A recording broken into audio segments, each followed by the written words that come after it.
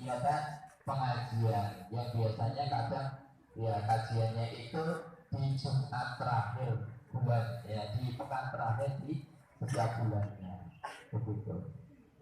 Saya tanya dulu ini, jangan-jangan para siswa dan siswa tidak bahagia ketika harus datang ke sekolah? Bahagia nggak? Bahagianya kenapa? Bisa bertemu sama dia. Wah bahaya ini. Wah enggak. Iya, maksudnya mbak-mbaknya itu bisa bertemu dengan beliau-beliau bapak ibu guru, mas. Kalian itu jangan pede sekali kalian itu. Oh,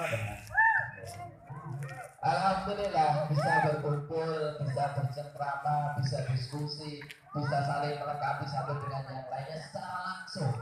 Secara di mana ya bagaimanapun dikatakan masa pandemi dulu juga tetap bagaimanapun walaupun masa pendidikan tetap bergulir berjalan tapi tetap banyak keterbatasan. Wah, kita saja yang hari ini berjumpa secara langsung mesti ada keterbatasan, apalagi dijalani dengan daring. Ya. Daring itu apa namanya?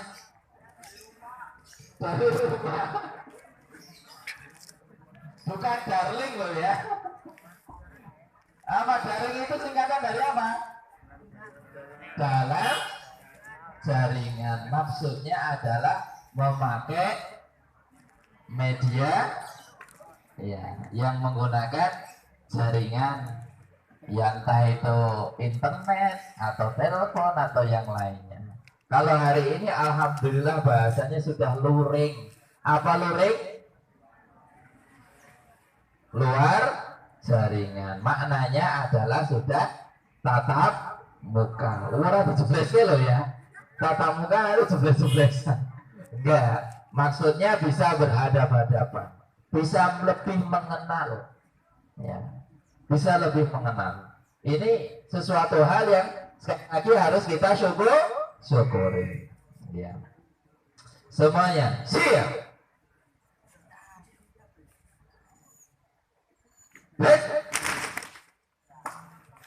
Kalau sudah siap itu ya siap ya. Boleh istirahat tapi ya harus dalam kondisi ya siap ya. Jadi nanti sewaktu-waktu diinstruksikan sama bapak ibu guru, mas siap bu, mbak siap pak, nah itu siap. Itulah jiwa siswa siswi yang harus dibangun. Pokoknya apa yang menjadi perintah bapak ibu guru selama itu tidak memberi tidak menjuru kepada hal-hal yang buruk, siap. Bisa dipahami? Bisa? Iya. Itu bukti ketaatan, kepatuhan seorang murid terhadap guru. Nah, itu dibangun dari kesikapan kita, kepedulian kita terhadap lingkungan sekolah. Apapun itu, ya dari masyarakat yang ada di sekolahan, ya, ataupun hal-hal yang ada di dalam sekolahan, entah yang hidup maupun yang mati. Peduli itu penting. Nah, seperti itu. Baik, para siswa dan siswi yang dimuliakan oleh Allah Subhanahu wa taala, sedikit kita akan mengurai tentang hari esok. Kira-kira besok hari apa? Minggu. Besok tanggal merah ya, ada yang mengatakan besok hari apa? Besok hari Minggu. Ya, besok hari Sabtu. Tanggal berapa? Tanggal berapa? Tanggal 30 Juli atau Juni? Jangan-jangan karena banyak libur sekolah jadi lupa tanggal. Tanggal 30 Juli. Bertepatan di sana tanggal merah. Masuk atau libur Bapak Ibu guru? Oh itu. Iya. Baik. Kenapa tanggal merah? Hah? Suro. Iya. Kalau Jawanya 1 Suro. Atau kalau kita umat muslim biasanya menyebutnya 1 Muharram. 1 Muharram itu apa? Surah. Iya betul surah. Oh, Masya Allah pinter dia. Siapa mas namanya? Wow, Salman. Mbak namanya Mas Salman. Ya kalian kan. Iya, luar biasa. Ya. Kata Mas Salman, besok 1 Muharram itu adalah tahun baru Islam. Tahun baru Islam. Kenapa berbeda dengan Masehi? Tentunya berbeda. Ada yang bisa memberikan penjelasan tentang sejarah tahun Hijriyah atau yang hari ini dimulai dari 1 Muharram. Ada yang bisa? Ada yang tahu? Gini, kenapa tahun Hijriyah itu, atau gini, pertanyaannya gini, kapan dimulainya tahun Hijriyah? Ada yang tahu nggak? Oh, belum tahu. Yang putih ada yang tahu? Siapa tahu? Ada yang tahu sejarahnya? Oh, saya sudah baca, Pak. Saya tahu. Ada yang tahu yang putra? Belum? Belum. Oke. Sekarang katanya dulu. Besok hari Sabtu itu kira-kira tahun baru Islam itu masuk tahun keberapa? 2. Berapa? Kalau kita kan Masehinya sekarang itu 22. Sebentar lagi 2023. Ya, nanti di Januari. Sekarang untuk Islam, tahun Islam berapa? 1, 4,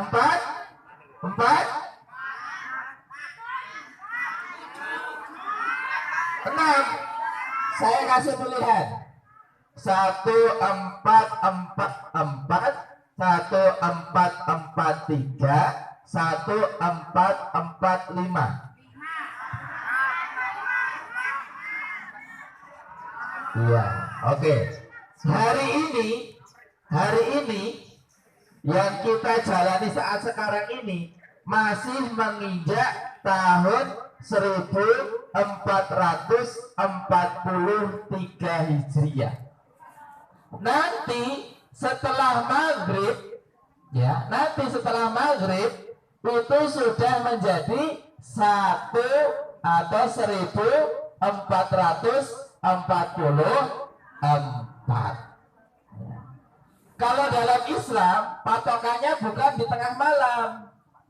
Dalam Islam itu patokannya habis maghrib, itu sudah ganti hari. Ya. Sejarahnya mas, jadi sejarahnya waktu itu kita kasih tahu sejarahnya ya. Kita belajar karena mayoritas hari ini kita ini adalah umat muslim. Ngapunten yang di luar daripada agama Islam didengarkan tidak apa insya Allah ya, tidak ada ruginya insya Allah ya, tidak ada ruginya. Kala itu 1 Muharram itu diambil dari kata haram. Haram itu artinya apa mas? Haram itu artinya apa? Tidak halal. Pinter masya Allah mas. Haram artinya tidak halal. Benar. Haram itu artinya apa? Tidak halal. Ya, haram itu artinya terbatas, dibatasi, tidak boleh, tertutup. Ya. Kala itu masa di mana sebelum adanya tahun Hijriyah, ya, kala itu para nabi, ya, umat-umat sebelumnya itu penanggalan itu hanya menggunakan tentang peristiwa. Makanya dalam Islam itu Rasulullah Shallallahu Alaihi Wasallam itu lahirnya itu lahir di tahun apa mas? Kenapa kok nama tahunnya tahun gajah? Ada peristiwa apa? Nah, ada kala itu seorang raja yang memiliki tentara dengan menggunakan gajah, yaitu Raja Abraham, ingin menghancurkan Ka'bah. Bukan Abraham, Abraham, ya, ingin menghancurkan Ka'bah. Nah, kala itu kemudian Allah meluluhlantakkannya dengan mengutus burung. Apa iya? Siapa yang tahu ini kisahnya di surat apa? Al-Fil. Al-Fil itu artinya apa? Gajah. Ya. Sudah hafal surat Al-Fil? Sudah ya? Mulainya gimana? Alam taro. Iya, pintar, masya Allah, kelas para siswa SMP 1 ini luar biasa. Yang termaktub dalam surat Al-Fil. Nah, itu kemudian dinamakan tahun gajah. Belum pakai belum pakai hijriah, belum pakai. Nah, kemudian juga di sana ketika Rasulullah itu masa remaja, ya, itu ada kejadian peristiwa tentang peperangan, yaitu kemudian yang digunakan untuk penandaan waktu. Nah, kala itu kemudian muncul, ya, muncul di masa Khalifah Umar bin Khattab. Kala itu salah satu menterinya itu mau menentukan sesuatu hal tentang penanggalan susah karena belum ada penanggalan. Maka kemudian Umar bin Khattab kala itu menentukan untuk memulai memunculkan tahun Hijriah.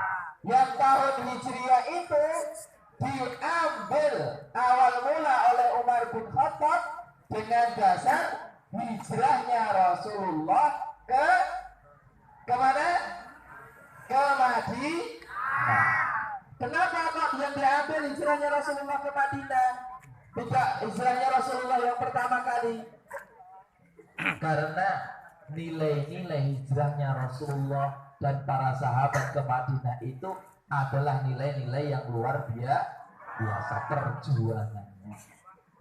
Dan hari ini yang harus diketahui para siswa dan siswi, khususnya mereka yang muslim dan muslimah, perjuangan dari Rasulullah dan para sahabat. Jadi hijrahnya Rasulullah itu menjadi tolak ukur tahun Hijriah. Berarti jarak kita hari ini dengan hijrahnya Rasulullah SAW ke kota Madinah, dari Mekah ke kota Madinah, sudah berapa lama? Sudah berapa lama, Mbak? Jarak kita sama hijrahnya Rasulullah sudah berapa lama? Waduh, Blank ini matematikanya. Saya padahal juga matematika. Tadi loh, otomatis jawabannya jarak kita hari ini sama hijrahnya Rasulullah 1443, besok 44. Lama atau sebentar? Lama. 1000 itu lama, 1000 tahun itu lama, ya, 1000 tahun itulah lama, sudah beberapa abad, ya. Maka ini harus menjadi peringatan bagi kita, ya. Semuanya siap. Ulangin, semuanya siap. Baik.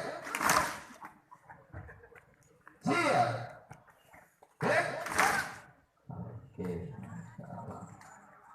Ya. Sekarang saya tanya,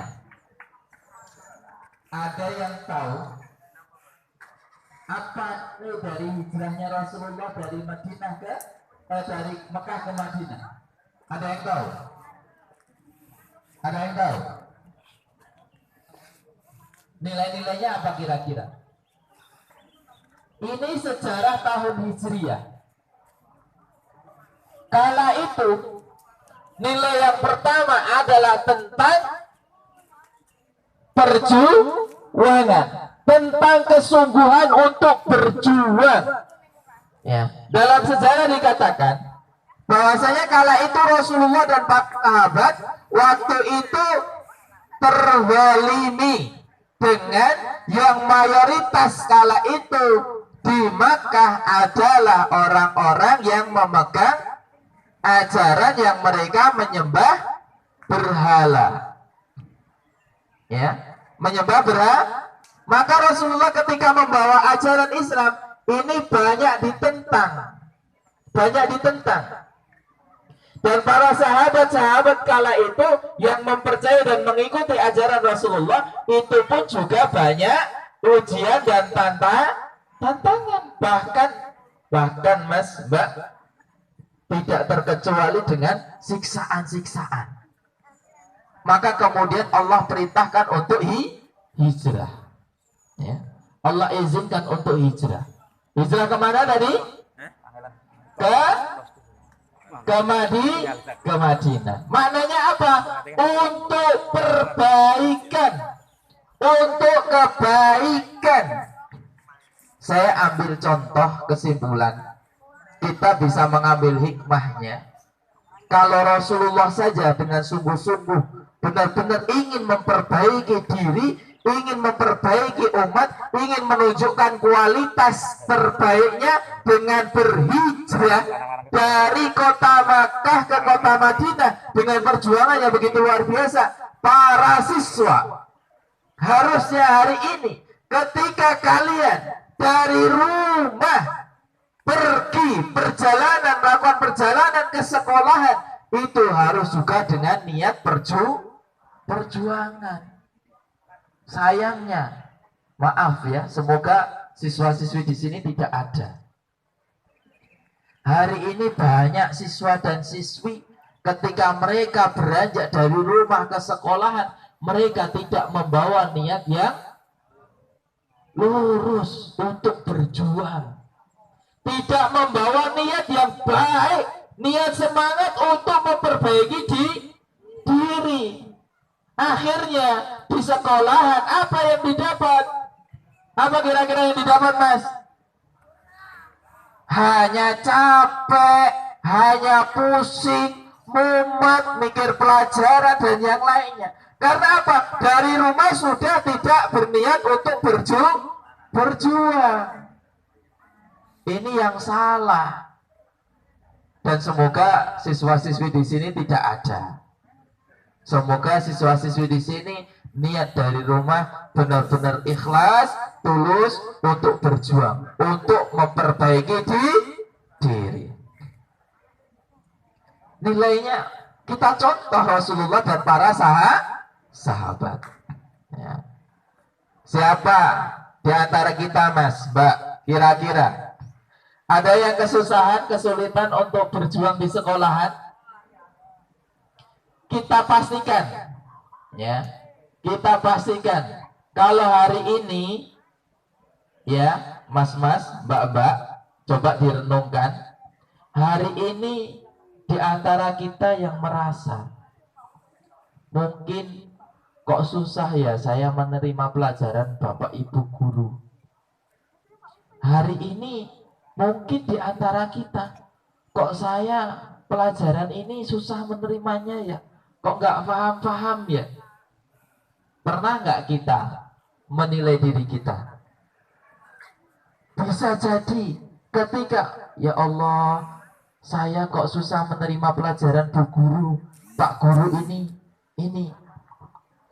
Bisa jadi, oh apa mungkin ya Allah, saya punya salah sama beliau-beliau, sehingga beliau tidak ridho.